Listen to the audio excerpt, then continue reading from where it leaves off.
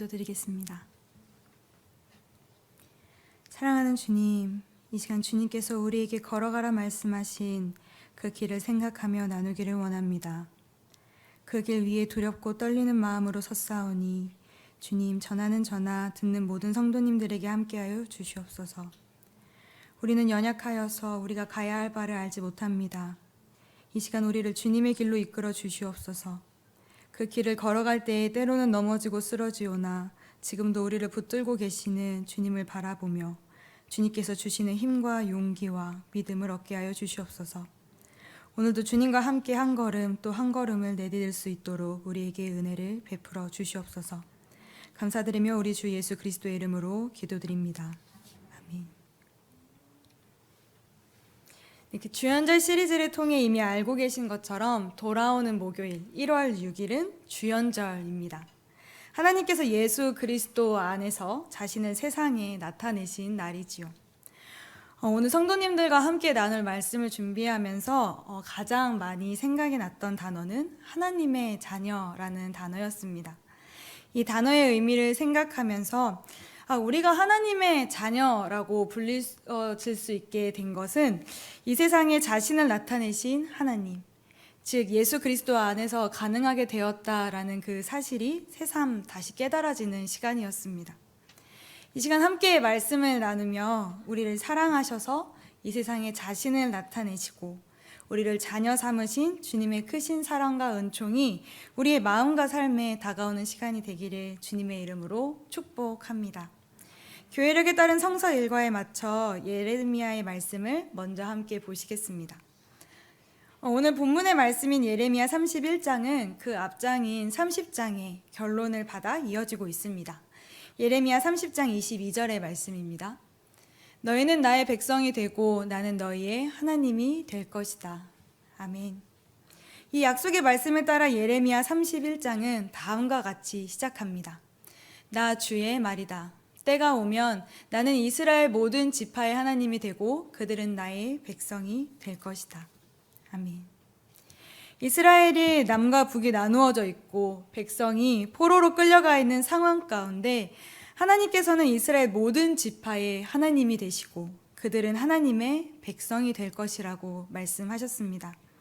이에 31장 1절에서 6절의 말씀은 과거 이스라엘 백성이 하나님의 사랑에 이끌려서 이집트에서 나오게 된 것처럼 포로 해방과 회복에 초점이 있는가 하면 오늘 본문의 말씀인 7절에서 14절의 말씀은 흩어진 이스라엘의 남은 사람들이 감격스럽게 귀환할 것이라는 사실에 초점이 맞추어져 있습니다.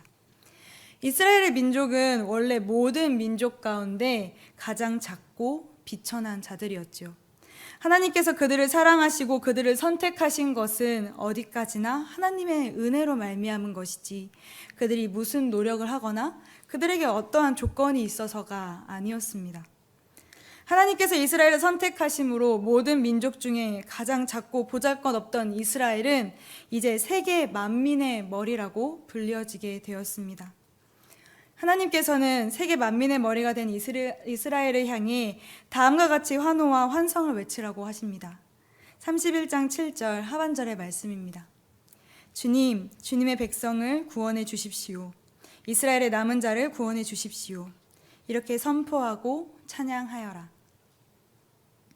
이스라엘을 향한 선포와 찬양은 곧 하나님께서 그들에게 이루시는 일이 됩니다.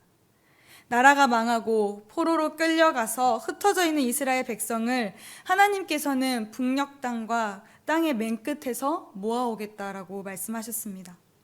북녘 땅과 땅의 맨 끝이 의미하는 것은 백성이 포로로가 되어서 끌려가서 살던 머나먼 곳으로 이스라엘 백성이 그들 혼자만의 힘으로는 절대로 돌아올 수 없는 상황을 말합니다. 흩어져 있는 이스라엘 백성이 다시 그들의 땅으로 돌아오는 것이 불가능해 보이는 그 상황 속에서도 하나님은 하나님께서 사랑하시는 백성을 구원하시기 위해 일하십니다. 하나님의 구원하심에는 어떠한 불가능도 없으며 어떠한 조건도 어떠한 제한도 없다라는 사실을 오늘 우리에게 말씀을 통해 보여주고 계십니다. 이스라엘 남은 자들 중에는 눈먼 사람과 다리 저는 사람, 그리고 임신한 여인과 해산한 여인들도 있었습니다. 이들의 공통점이 무엇일까요? 모두 먼 길을 여행하는 것이 심히 어려운 사람들이라는 것입니다. 눈먼 사람과 다리 저는 사람이 누군가의 도움 없이 먼 길을 이동한다거나 임신한 여인이 무겁고 피곤한 몸을 이끌고 이동한다는 것, 그리고 해산하여 아픈 몸과 갓난 아기를 데리고 먼 길을 이동한다는 것은 생각만 해도 너무나도 어려운 일이지요. 그러나 하나님께서는 이러한 사람들까지도 북녘 땅과 땅의 맨 끝에서 돌아오게 될 것이라고 말씀하셨습니다.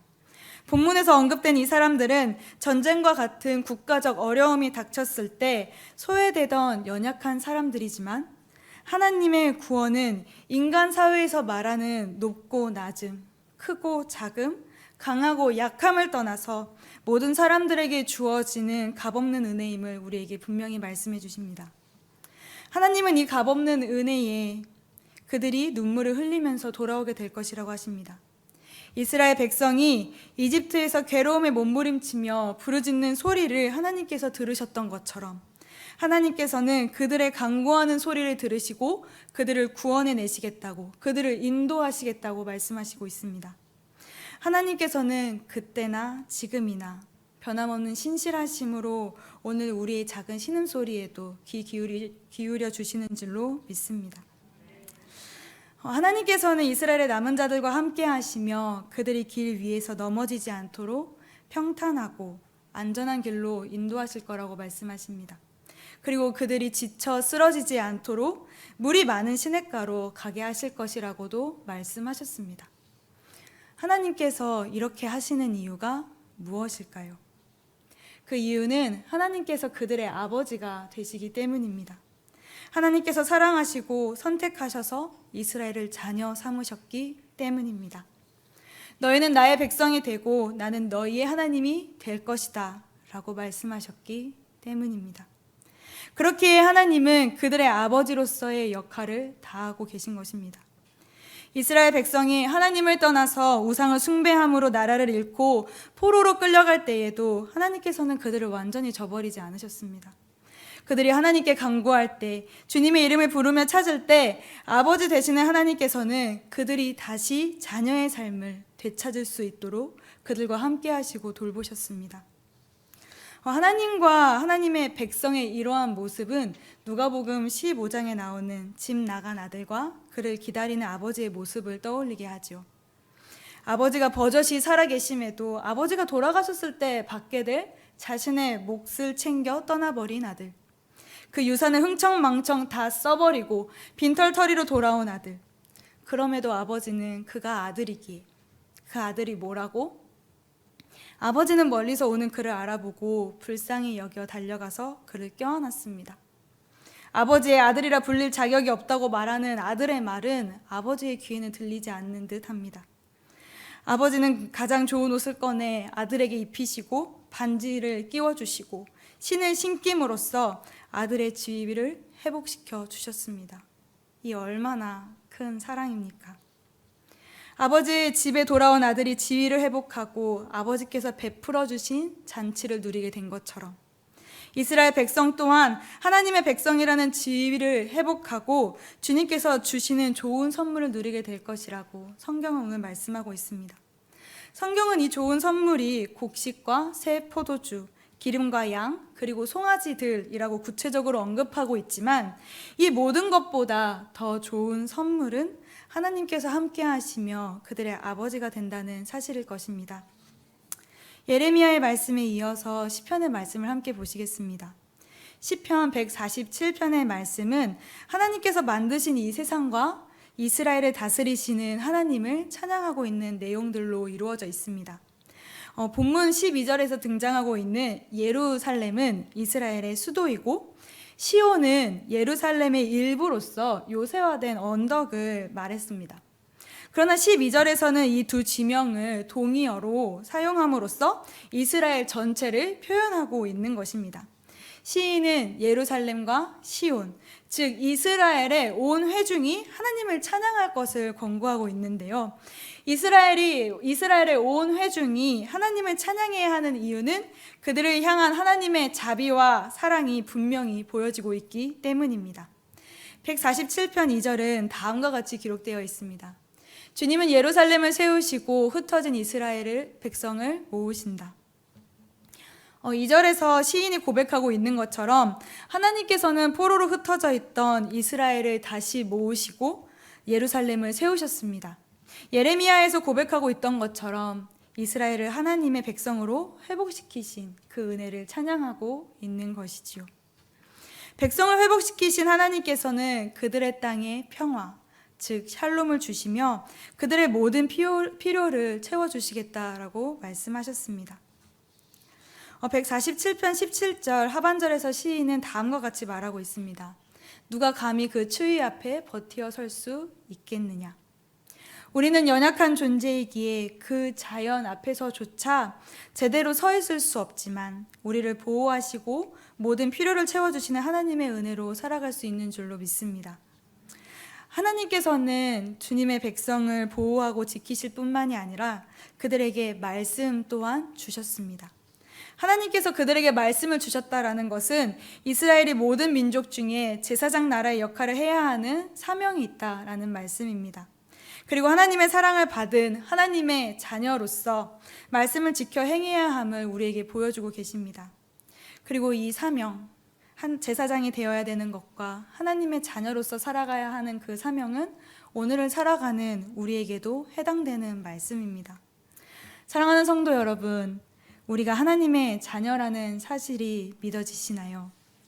우리가 하나님의 사랑을 받은, 하나님의 말씀을 받은 자들로서 이 세상 가운데 제사장이며 하나님의 자녀로 살아가는 저와 여러분이 되시기를 주님의 이름으로 축복합니다. 이스라엘에게 말씀을 주신 하나님을 백성은 다음과 같이 찬양합니다. 시편 147편 20절의 말씀입니다. 어느 다른 민족에게도 그와 같이 하신 일이 없으시니 그들은 아무도 그 법도를 알지 못한다. 할렐루야.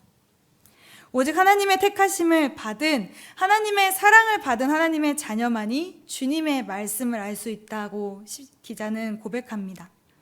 이스라엘 백성이 말씀을 주신 하나님을 찬양한 것처럼 주님께서 우리에게 행하신 일들로 말미암아 우리의 삶 속에서도 주님을 향한 찬양이 끊어지지 않기를 간절히 소망합니다. 말씀으로 세상을 창조하시고 다스리시며 하나님의 자녀에게 그 말씀을 주신다는 시편 147편은 요한복음 1장과도 연결이 됩니다. 요한복음의 말씀을 함께 보시겠습니다. 요한복음은 다음과 같이 본책의 기록 목적을 분명히 밝히고 있는데요. 요한복음 20장 31절의 말씀을 함께 읽도록 하겠습니다. 그런데 여기 이것이나마 기록한 목적은 여러분으로 하여금 예수가 그리스도요 하나님의 아들이심을 믿게 하고 또 그렇게 믿어서 그의 이름으로 생명을 얻게 하려는 것이다. 아멘. 이 기록 목적에 따라 요한복음은 1장에서부터 예수님께서 어떤 분이신지에 대해 기록하고 있습니다. 요한복음은 예수님을 먼저 말씀으로 표현합니다. 태초부터 하나님과 함께 계셨던 말씀, 곧 하나님이신 말씀은 그분의 계획과 목적에 따라 사람으로 이 세상에 오셔서 그분의 구원의 역사를 이루셨습니다. 세상의 모든 것은 그 말씀을 통해 생겨났고 그 말씀을 육신이 되어 우리 가운데 사셨다고 요한복음의 기자는 증언하고 있습니다. 예수님께서 세상에 오셔서 하나님의 구원의 말씀, 즉 복음을 선포하심과 동시에 그 복음의 실체가 되셨기에 기자는 예수님을 말씀으로 표현하였습니다. 예수님께서 이 땅에 오신 이유, 그 이유는 우리와 함께 하시기 위해서, 우리를 사랑하시기 때문인 줄로 믿습니다. 하지만 세상은 그분을 깨닫지도 알아보지도 맞아들이지도 않았습니다. 세상은 그분으로 말미암아 생겨난 곧 그분의 자녀임에도 불구하고 그분이 누구이신지 깨닫지 못하였습니다. 예수님께서 이 땅에 사람으로 오셔서 사람들을 가르치시며 여러 놀라운 일들을 행하시고 그들과 함께 사셨지만 세상은 예수님의 참된 의미를 깨닫지도 알지도 못하였습니다. 그들은 그저 예수님을 선지자들 중에 한 명으로 이해했을 뿐 예수님께서 정말 그리스도시요 하나님의 아들이시라는 사실을 알지는 못한 것입니다. 그들이 알지도 깨닫지도 못하니 세상은 예수님을 맞아들일 수 없었던 것입니다. 맞아들인다는 것은 무엇을 의미하는 걸까요? 맞아들인다는 것은 함께함을 의미하고 있는 것 같습니다. 누군가를 맞이한다는 것은 그와 함께 시간을 보내고 이야기를 나누고 그리고 함께 삶을 공유한다는 것이겠죠. 집에 누군가를 초대한다고 생각해 보아도 잘 알지 못하는 사람을 집에 초대한다는 것은 쉬운 일이 아닙니다. 내가 어떤 사람에 대해 적어도 들어봤거나 어디서 본 적이 있거나 조금이라도 대화를 나눠본 것 등 그 사람과의 작은 관계가 있어야 초대할 수 있을 텐데 세상은 예수님을 깨닫지도 알아보지도 못하였으니 그분을 맞아들이는 일이 있을 수 없었던 것입니다. 그러나 이러한 상황 가운데서 모든 사람이 예수님을 맞아들이지 않은 것은 아니었습니다. 요한복음 1장 12절의 말씀입니다. 그러나 그를 맞아들인 사람들, 곧 그 이름을 믿는 사람들에게는 하나님의 자녀가 되는 특권을 주셨다. 아멘. 예수님을 맞아들이는 사람들이 있었고 그들은 곧 그 이름을 믿는 자들이었습니다. 하나님께서는 그들에게 하나님의 자녀가 되는 특권을 주신다라고 말씀하셨지요. 하나님의 자녀가 되는 것은 사람의 어떤 노력이 아닌 하나님의 은혜로 예수님을 믿을 때 가능한 것입니다. 이스라엘 백성이 모든 나라 가운데 가장 보잘것없고 자연 앞에서 사람은 작은 존재일지라도 하나님은 그분의 사랑과 은혜로서 그들을 자녀 삼으신 것처럼 말입니다. 그리고 하나님의 자녀가 된다는 것은 혈통에서나 육정에서나 사람의 뜻에서 나지 아니하고 하나님에게서 나는 것이라고 오늘 요한복음의 기자는 말씀합니다. 하나님께로부터 난다는 것은 요한복음 3장에 나오는 예수님과 니고데모의 대화에서 좀 더 자세히 살펴볼 수 있습니다. 유대인들에게는 자신들이 하나님의 선택받은 백성이라는 그 선민의식이 강하게 자리 잡고 있었습니다. 선민의식은 이스라엘 백성의 정체성으로서 하나님의 말씀을 받은 자들이 가져야 할 책임과 사명을 분명히 가지게 하지만 선택받은 백성이라는 우월감과 차별의식을 낳기도 하였습니다. 그러기에 유대인들은 이방인들과의 접촉조차 부정한 것으로 생각하였고 그들과 같은 민족이었으나 전쟁의 아픔으로 피가 섞인 사마리아 사람들을 그토록 싫어했던 이유가 바로 거기에 있는 것이었겠죠. 이러한 유대인들에게 있어서 하나님의 자녀가 되는 것이 혈통이나 육정이나 사람의 뜻에 있는 것이 아니라 하나님께로부터 난 자, 예수님을 믿음으로써 다시 태어난 자가 하나님의 자녀가 된다라는 사실은 받아들이기 어려운 사실일지라도 그들에게는 정말로 필요한 진리의 말씀이었습니다. 예수님을 맞아들이는 사람, 예수님의 이름을 믿는 사람은 유대인이나 이방인 그 어떠한 구별 없이 하나님의 자녀가 됩니다. 하나님의 구원하심에는 예수님을 맞아들이는 것 외에 그 어떠한 조건도 있지 않는 것입니다. 예수님을 자신의 삶에 맞아들이는 순간 옛사람은 죽고 그리스도 안에서 새 사람으로 다시 태어나게 됨을 오늘 요한복음은 말씀하고 있는 것입니다. 본래 사람은 하나님의 형상으로 창조되었기에 모든 사람은 하나님의 자녀입니다. 하나님의 형상을 따라 사람은 하나님 안에서 참된 자유를 누리며 살아갈 수 있어야 합니다. 또한 청지기로서 하나님께서 맡기신 이 세상을 아름답게 가꾸며 살아가야 하지만 죄로 인해 하나님의 형상이 파괴되어 버린 사람은 자신이 하나님의 자녀라는 사실조차 잊어버리고 살아갑니다. 그러나 우리를 고아와 같이 버려두지 않으시는 하나님께서는 이렇게 파괴되고 잃어버린 하나님의 자녀의 모습을 말씀이 육신이 되어 우리 가운데 사신 예수 그리스도 안에서 되찾을 수 있게 하셨습니다. 하나님의 자녀로서 예수님 안에서 은혜와 진리를 충만하게 누릴 수 있게 하신 것입니다. 은혜란 받을 자격 없는 자에게 값없이 주어지는 것으로 죄 아래에 있는 자들에게 열어주시는 하나님의 구원의 길입니다. 그렇다면 진리는 무엇일까요? 진리는 우리가 따라가야 하는 참된 길로서 예수님께서 가신 그 길을 의미합니다. 예수님을 맞아들인 그분의 이름을 믿음으로써 하나님의 자녀가 된 우리에게 있어서 하나님은 더 이상 낯선 분도 아니시고 우리가 모르는 분도 아니신 우리를 사랑하시는 하나님 아버지가 되십니다. 이 사실을 우리가 분명히 기억함으로써 예수님 안에서 은혜와 진리를 충만하게 누리고 하나님의 자녀답게 살아가는 저와 여러분이 되시기를 간절히 소망합니다. 말씀을 정리하며 함께 에베소서의 말씀을 보시겠습니다. 오늘 본문의 말씀은 하나님의 선택하시며 구원하시는 은혜를 노래하는 찬양의 내용을 담고 있습니다. 이 은혜는 그리스도 안에서 이루어진 것으로서 유대인들에게만 임한 것이 아니라 이방인에게도 동일하게 임한 것임을 바울은 분명히 말씀합니다. 바울은 하나님께서 우리에게 행하신 모든 일들, 구원의 역사들이 다 예수 그리스도 안에서 이루어졌음을 고백합니다. 하나님께서는 그리스도 안에서 하늘에 속한 온갖 신령한 복을 우리에게 주시겠다라고 말씀하셨는데요. 이 신령한 복이란 하나님께서 태초에 그리스도 안에서 우리를 사랑으로 택하셔서 하나님 앞에 거룩하고 흠이 없는 사람이 되게 하셨음을 의미합니다. 또한 하나님의 기뻐하시는 뜻을 따라 하나님의 자녀로 삼으신 것을 의미하고 있습니다. 즉 우리는 예수 그리스도 안에서 하나님의 거룩하고 흠이 없으며 사랑받는 자녀가 되었다는 그 사실이 바로 신령한 복인 것입니다.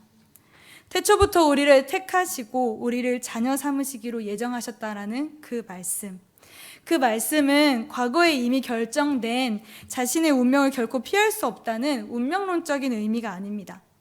그것은 오히려 하나님의 계획과 인도하심을 그 무엇보다 중요하게 여긴다라는 말씀입니다.